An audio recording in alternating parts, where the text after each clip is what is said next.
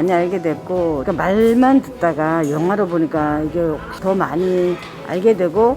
네, 역사와 접목해서 유대인에 대한 잘못된 오해 같은 것들이 영화와 함께 감독님의 강의가 너무 좋았고, 이틀 동안 강의를 들으면서 그동안 알지 못했던 새로운 것도 많이 알 수 있어서 굉장히 감사한 시간이었고, 주변에 제가 배운 내용을 모르는 사람들에게 배운 것을 또 알려주고, 기회만 된다 그러면은 같이 참여하고 싶고 같이 오고 싶습니다. 혼자만 알기가 너무 아깝고 많은 분들과 공유하고 싶은 그런 책임감, 사명감까지 느껴집니다.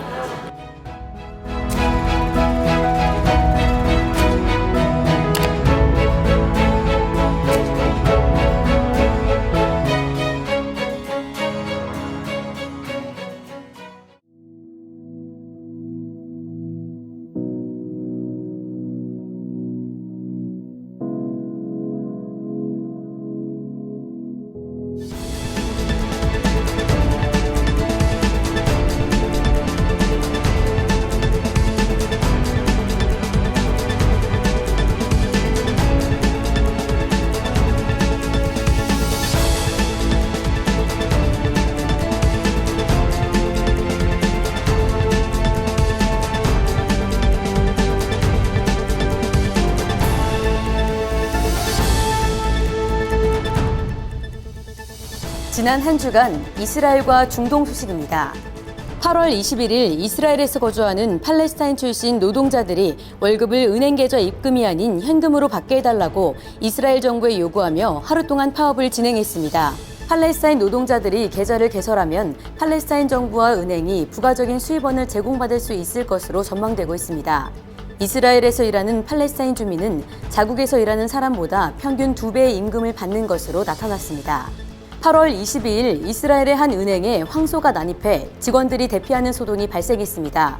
황소의 주인과 은행 직원들이 황소를 제압하는 데 실패하자 인근 동물병원의 수의사가 마취총을 쏘면서 이번 소동이 마무리됐습니다. 이번 소동으로 주차돼 있던 차량 몇 대가 파손됐지만 인명피해는 없었고 황소가 어떻게 건물 안으로 들어올 수 있었는지는 아직 밝혀지지 않았습니다. 8월 23일 네게브 사막 지역에서 1200년 전에 지어진 초호화 저택이 발굴됐습니다. 해당 저택은 8세기에서 9세기 사이에 지어진 것으로 지하 3m 밑에 땅굴과 수조가 있어 날씨와 상관없이 1년 내내 시원한 물을 제공받을 수 있는 구조의 건물입니다. 이스라엘 고대 유물관리국은 이번 발굴로 초기 네게브 지역의 생활과 건축 양식을 연구할 수 있게 됐다고 전했습니다. 8월 24일 초정통파 유대인을 위한 종교대대인 넷자 예후다 대대를 해체해야 한다는 의견이 제기돼 논란이 되고 있습니다. 팔레스타인 청년 2명이 예후다 대대 소속 군인 4명에게 구타를 당하는 틱톡 영상이 올라와 논란이 일자 이스라엘의 디아스포라 장관은 해당 대대의 해체를 요구하고 나섰습니다. 아비브 코하비 참모총장 또한 이번 사건이 이스라엘군 가치에 직접적인 손상을 입히는 끔찍한 사건이라고 언급했습니다. 넷자 예후다 대대는 초정통파 유대인들을 위해 창설된 종교부대지만 빈번한 폭행 논란으로 인해 폐지 여론이 일고 있습니다.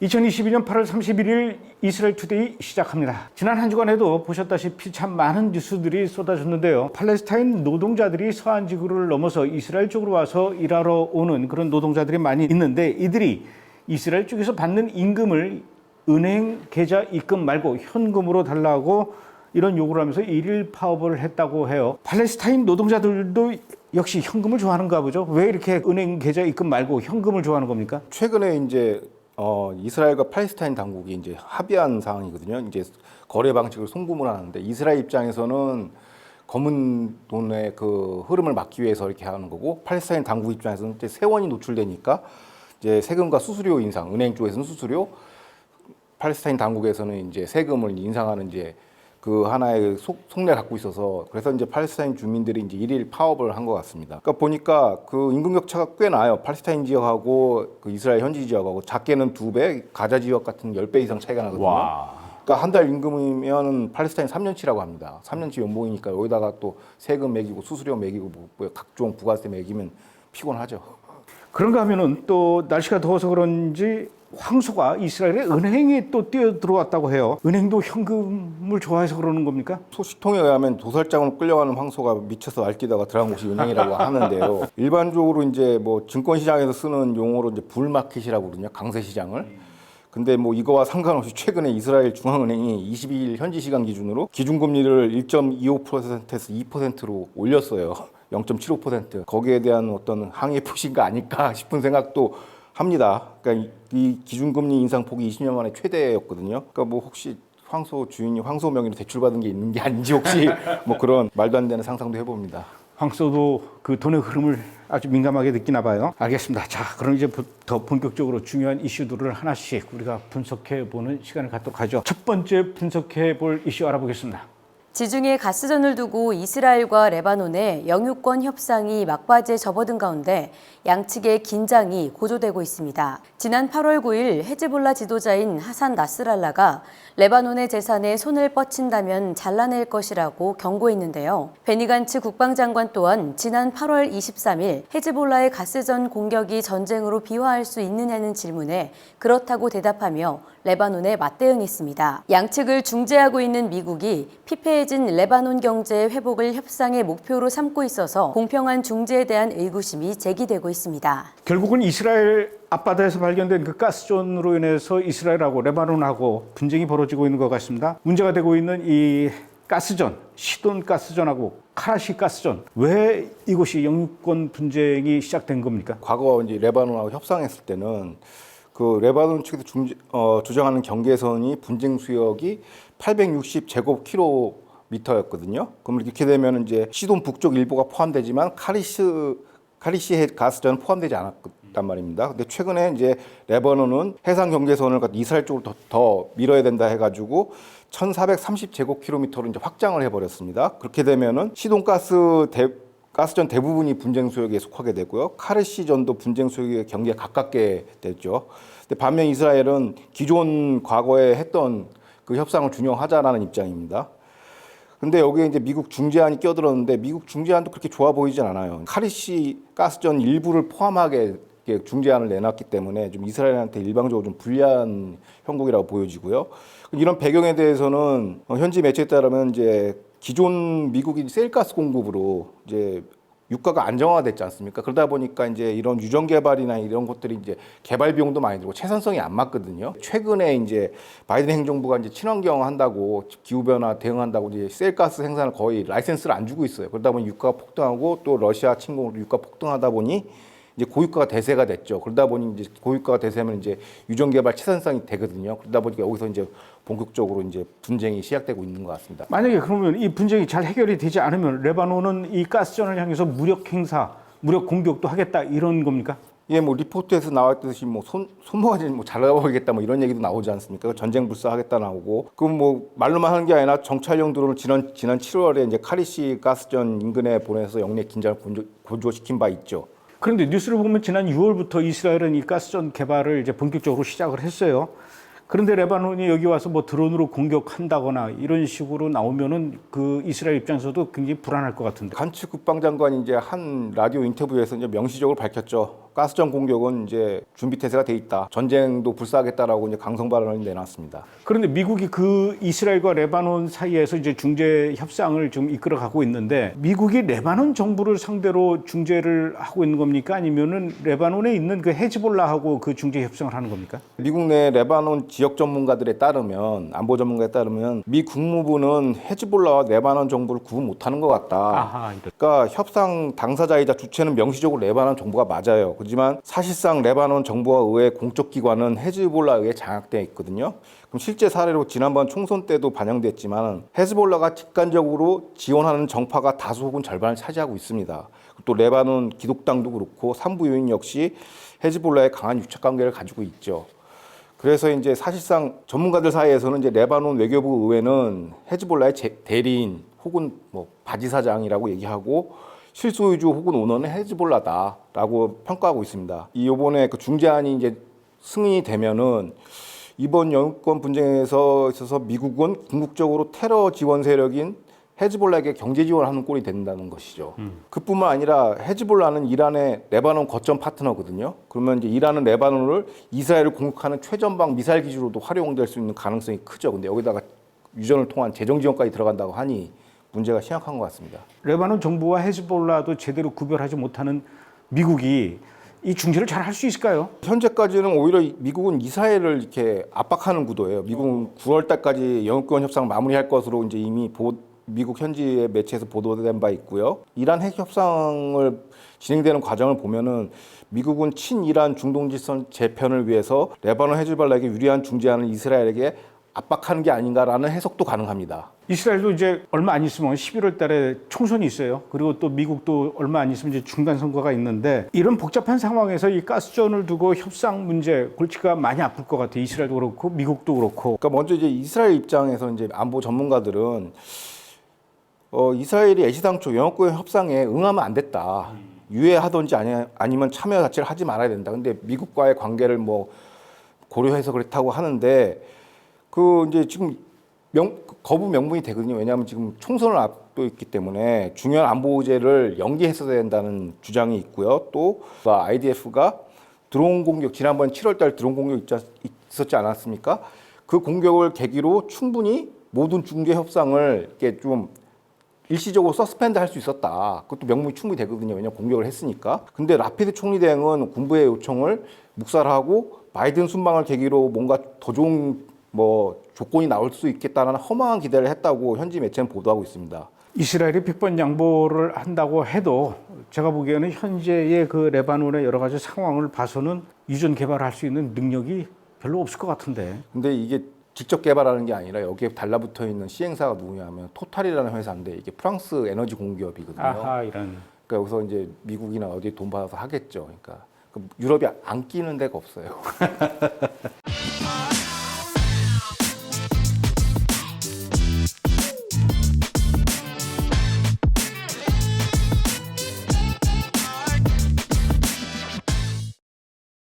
알겠습니다. 자, 두 번째 이슈 또 알아보도록 하겠습니다.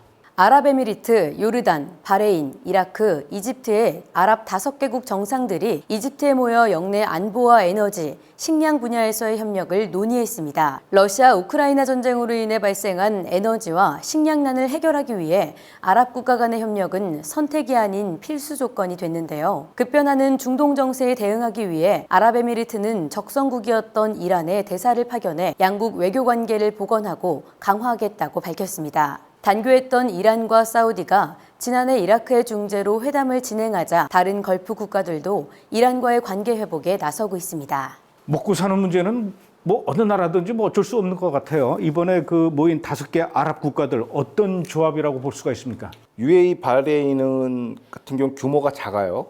근데 대신 오일 마니를 통한 이제 금융 오일 파이낸싱이 되는 이제 나라인데 북아프리카에서 인구가 제일 많은 투자처가 이집트예요.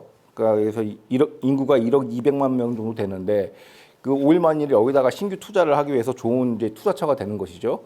그리고 또 사회 내부적으로 이제 같은 이슬람권이기도 하고 친순위파다 보니까 이제 진입장벽 비용도 작고 해서 이제 여기서 이제 기존의 사우디도 그랬고 이제 아랍에미리트도 그렇고 바레인도 여기다 대규모 투자를 할 생각으로 하고 있습니다. 계획을. 그리고 요르단 같은 경우 이스라엘이 물을 공급하고 있지만 전통적인 물 부족 국가 아니겠습니까?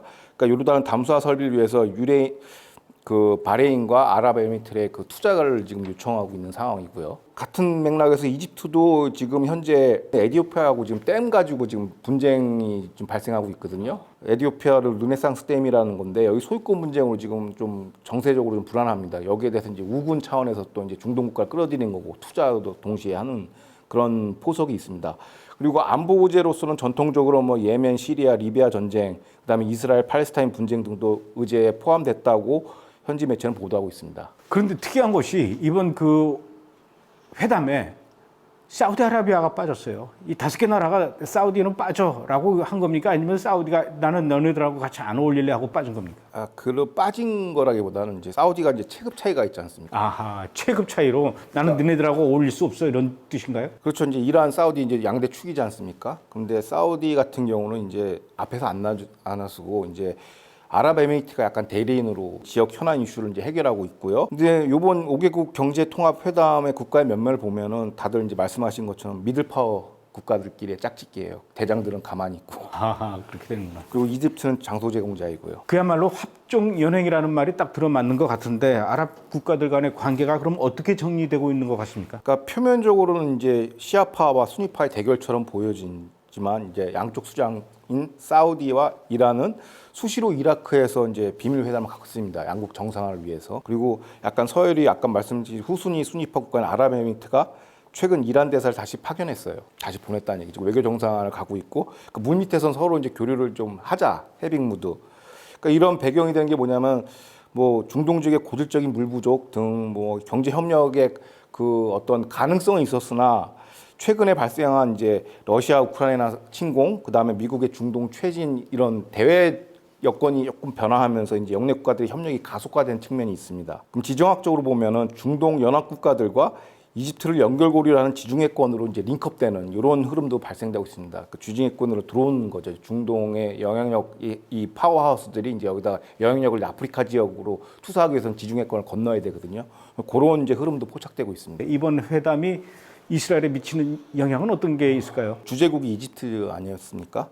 그러면 이집트가 5개국을 초대하게 된 계기는 물론 이제 북아프리카 지역에서 맹주죠. 이게 인구가 1억이고 내수 시장이 그만큼 크다는 얘기니까 그것도 한몫하지만 또 에너지 허브 역할을 합니다. 왜냐하면 과거에 이스라엘과 천연가스를 공유하고 있기 때문에 가능하죠. 그러니까 이스라엘이 유전에서 그 가스를 뽑아서 이제 이집트를 통해서 유럽으로 들어가거든요. 근데 이 항만 시설을 이스라엘이 다 건설 투자를 했습니다. 그러니까 사실상 이집트의 영향력은 이스라엘이 약간 만들어준 거라도 볼 수가 있어요. 그 에너지와 이제 인구를 갖고 있으니까 이제 주도국이 된 것이죠. 반면 요르단, 이라크는 이란 영향력 아래에 있는 국가들 역시 조심스럽게 기존 걸프 국가들하고 이제 수니파 국가들하고 이제 해빙 관계를 만들려고 하고 있고요. 그럼 이렇게 되면은 잘못하면 이스라엘이 이제 남 좋은 일 시키고 약간 왕따나 호구 잡힐 수 있는 가능성도 없지 않아 있습니다. 그리고 이제 이건 좀 별로입니다만은 엔타임 관점에서 보면은 그 성경에 10개국 출연과 이스라엘이 대립한다고 하지 않습니까? 네네. 그러면 이제 나와 이제 아시아 마이너가 터키죠. 그 다음에 구로마 남부 유럽 국가 지금 지중해에 들어와 있죠. 그 다음에 북아프리카하고 합쳐서 10개국 이스라엘하고 대적하는데 여기서 북아프리카에 해당되는 국가가 이집트지 않습니까? 그러니까 이렇게 연결되면서 이렇게 포위돼 올 수 있는 지표도 볼 수 있습니다. 중동 전문가인 줄만 알았는데 또 마지막 때 전문가인 것도 같네요. 빨리 튀어야 되니까.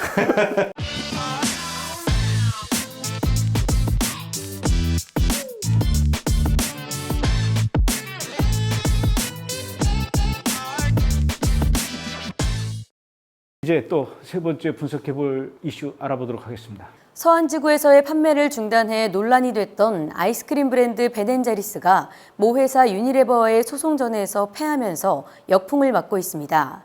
모 회사인 유니레버는 베넨자리스가 팔레스타인 서한지구에서의 판매를 중단하자 이스라엘 사업권을 현지 협력업체인 아비진거에게 매각한다고 발표했는데요. 베넨자리스는 이스라엘 사업권 매각을 막아달라며 법원에 가처분 신청을 냈지만 뉴욕 연방지법은 이를 기각하고 유니레버의 손을 들었습니다. 베넨자리스의 이스라엘 보이콧에 대해 한 투자자는 이스라엘 판매 금지 조치는 이스라엘에 대한 실존적 위협이라고 규정하며 비판의 목소리를 냈습니다.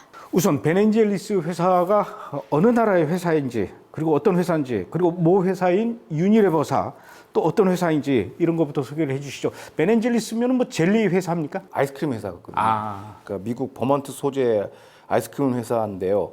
이게 왜 화제가 되냐면 작년에 이스라엘이 이른바 점령한 팔레스타인 서한 지역에서 판매를 중단키로 한 조치를 했습니다. 이게 BDS 운동의 연장선에서 이런 일이 있었는데요. 보이콧 운동이죠 이게. 예, 이 회사의 지주회사, 그러니까 모기업이 이제 유니레버라는 다국적 기업이고 주로 생활 소비재 제품을 이제 판매하는 회사입니다. 그런데 왜 베넨젤리스 회사는 이스라엘 보이콧 운동을 했고 또 모 회사인 유니레버 회사와 왜 소송전을 벌이게 된 겁니까? 베넨젤리스 회사를 또 추가적으로 설명하자면 이제 창업주의 방침에 따라 이제 환경보호, 기후변화, 낙태 합법화, 동성혼 합법화, 그다음에 이스라엘 서한지구 점령 반대 등 이런 좌익적 세계관을 실현을 위한 기업의 사회적 책임으로 규정하고 실천하는 이른바 서구식 좌파 행동주의로 유명한 회사거든요. 그래서 지난번에 있었던 BDS 반 이스라엘 보이콧 운동을 전개하다가 모회사인 유니레버한테 이제 홍군형이 났죠. 급기야 지주회사 유니레버는 베넨제리스 자회사를 통하지 않고 그냥 판매권, 아이스크림 판매권을 그냥 이스라엘 현지 업체에다가 그냥 매각을 팔아버렸어요. 징어라는 업체인데 거기다 넘겼습니다.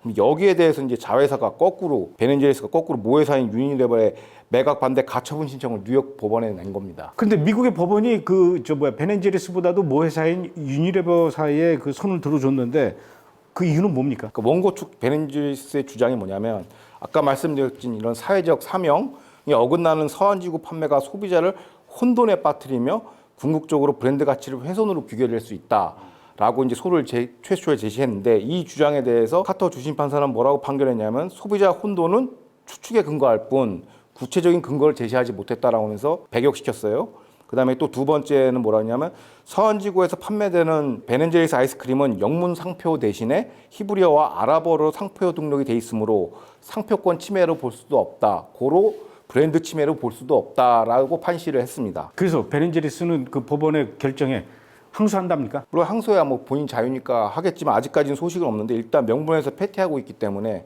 뭐 또 다른 궤변을 들고 나오겠죠. 이 베넨제리스 제품이 우리나라에도 왔어요? 들어왔어요? 아마 예전에 잠깐 들어오지 않았나요? 아, 기억은 만납니다 저는. 그거 어디서 드셨어요? 해외에서. 아, 해외에서. 베넨제리스뿐만 아니라 미국 그리고 특히 유럽에는 그 이스라엘 보이콧 운동하는 BDS 운동이 적지 않이 많이 존재하는데 이번에 그 미국 법원의 판결이 앞으로 이스라엘을 향한 그 BDS 운동에 어떤 영향을 미칠까요? 그러니까 사법부가 중심을 잡아주면은 이제 투자가들이 이제 본격적으로 반격이 시작되고 있죠.